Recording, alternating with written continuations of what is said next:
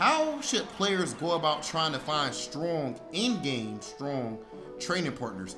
And you know, the first way that I would bring up right here, honestly, a lot of people might not think about this, is to create a strong training partner. Like, and you know, that can sound kind of like mystified or whatever at first, but there are countless examples of people who only really were training with, like, let's say one guy. And they just trained together so much, they would learn, like, let's say, of course, Angry Bird and Big Bird. Actually, for sure, they were talking about at Street Fighter League, Angry Bird and Big Bird. You know, when they were pretty much kids, and when they would just go play Street Fighter at each other's house and stuff like that, they just ended up playing a lot of different characters and whatnot, and training, theory fighting all the time, and they became two of the best players in the world. Because it's not like their region was like as active as like a UK or as like a America. You know, Punk, I know that he said in the past that he really trained with Smug all the time. I think he said in Street Fighter 4 to get strong. So this is not an uncommon thing. If you have that one person, actually, even for me myself, I remember training with, as far as actually running games, there's this guy named FNEX Raven, my dude Salim. He doesn't play Street Fighter 5, but if it wasn't for him, like, I might not even really be doing this stuff right now. But we train all of the time, and you know, it was like a steel sharper steel, even though he was more so helping me out a bit in that case. But yeah, man, like, find somebody you're cool with, you got chemistry with, and you can create a training partner. That's one way to find somebody strong. You need someone that's got two qualities. They need to be roughly the same ability level as you, and they need to have the same drive as you. I think if you find someone that's roughly your level and has the same level of drive and commitment, you will rise together. And that's what we've seen. You know, Angry Bird and Big Bird is a perfect example where, you know, they started out, they both have the same passion and desire. Because you can be in a community, right? You can be in a community that's super active and get lost in that community, because just because you've got a big local or whatever in your region, that doesn't automatically mean you're going to level up. You can go there can be 50 guys, no one's down to train with you. You're not getting that communicate, you're not networking, you're not getting the links there to go away, and so you can get lost. I think it's really important to just make connections and find people that are on a similar level to you but have the same approach and attitude and drive, because drive is what makes you level up. And you know, I would say outside of that, then, you know, and this is the one that's the toughest pill to swallow, just get good. Now, again, I know it sounds like I'm being the elitist pro player and all that type of stuff, bro. But in the end of the day, that's how it goes. The nicer you get, naturally, the more people are going to play with you. That's like doors will open. Exactly. It just, of course. It automatically goes that way, bro. Like, people hit me up to train and stuff, and that's not to say you should not. Anybody, feel free to hit up. The FGC is an open place, you know. But as in the end of the day, like, people are gonna come to you. Like, we all want to win. Why would I not want to train with somebody? I don't care if you have 1 million followers on Twitter. If you whack, I'm not trying to play. You can have one follower, and I can be trying to play every other day pretty much because you're nice like that. But I mean, I know enter tournaments, bro. I know that, you know, you put a lot of work into your game, and when you're grinding online and playing ranked or whatever, if you come across a Falk player, let me pick a character that's not really represented. Yeah. You come across a Falk player and you've never heard of them before, but they're nice.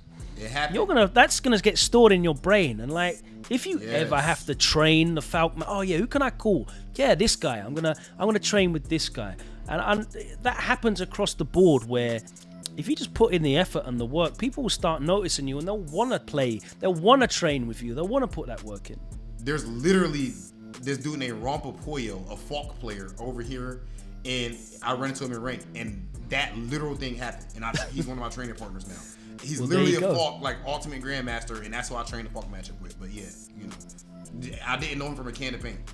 Yeah, it's great. But yeah, I think another thing that's really, really important and people don't put out there enough is how important it is to talk about the game.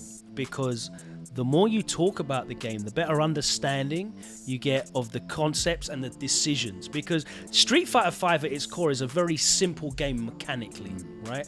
And there's a lot of people that just grind out ranked and never get any better because they're not making better decisions. They're making decisions that work at a certain level, and they don't even know what the bad decisions they're making are because they don't have that insight, that access to the insight.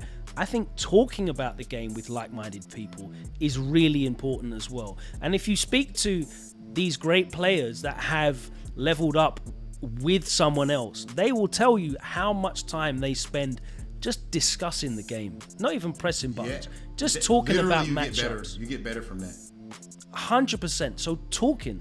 And the last way I would bring up, the most underrated way in all of fighting the FGC, money matching. Put your money where your mouth is. I'm trying to tell you guys, go if you really are taking this serious and you really want to go offline to majors, bro. Save up, do what you got to do, or just go to whatever's near you. Go to regionals, find the best players there and money match them. You can consider it a damn deposit.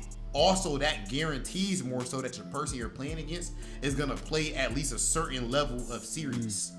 Now, everyone will always say, "Oh, I play serious." Like, all right, man. Like, it's. I'm sorry. Like, yeah, yes and no.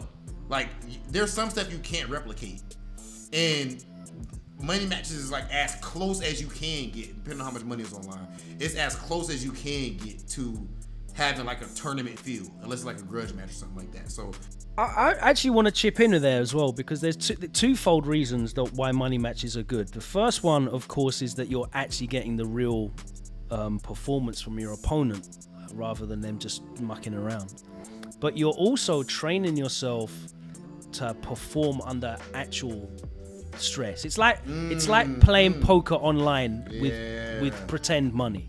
The decisions, and remember, I'm talking Street Fighter 5 is a decision-making game. It's not a high execution game. It's a decisions game. You play poker with fake money. You start, I'll go all in on this. You know, I'm gonna, I'll call on this trash hand. You start playing guys for sets, and you know that they're gonna do it as well. They're gonna start taking it the same way. You know, the meme of the, you know, you play the top player and you win the first game, he's gonna sit forward. Yeah.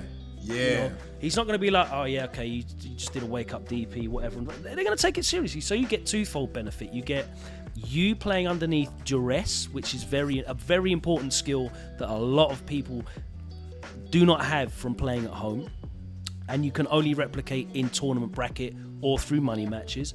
And you also get your opponent taking it seriously as well. And I think, you know, that access to a top player and being able to ask them questions. And also, sorry, if you money match anyone, make sure you get your friend to film it at least. Like, just yes, facts, bro. Or even if it's on a phone or whatever, film that and watch it back over and over.